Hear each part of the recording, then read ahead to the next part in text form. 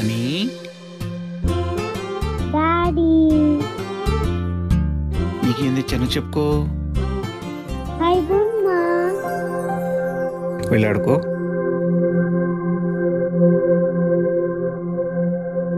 ఏమైంది? ఎందుకు అలా డల్గా ఉన్నావు? 2 రోజుల క్రితము ఒక పాప కనిపించట్లేదని చెప్పాను కదా, అమ్మాయి ఈరోజు శవమై కనిపించిందంట. చనిపోయిందా? ఎలా జరిగింది? తెలీదండి, ఎవరో చంపేశారంట. ఎందుకైనా బాధపడుతున్నావు? ఆ తల్లిదండ్రులు ఎంత బాధపడుతున్నారు. ఒక్క పాప. ఎందుకండి ఆడబిడ్డలకే ఇలా జరుగుతుంది? కడుపులో పడ్డది ఆడబిడ్డ అని తెలిస్తే కడుపులోనే చంపేస్తున్నారు. తన అదృష్టం బాగుండి భూమి మీద పడితే ఇలాంటి వాళ్ళ వల్ల అర్ధాంతరంగానే అద్దాయిస్తూనే పోతున్నారు.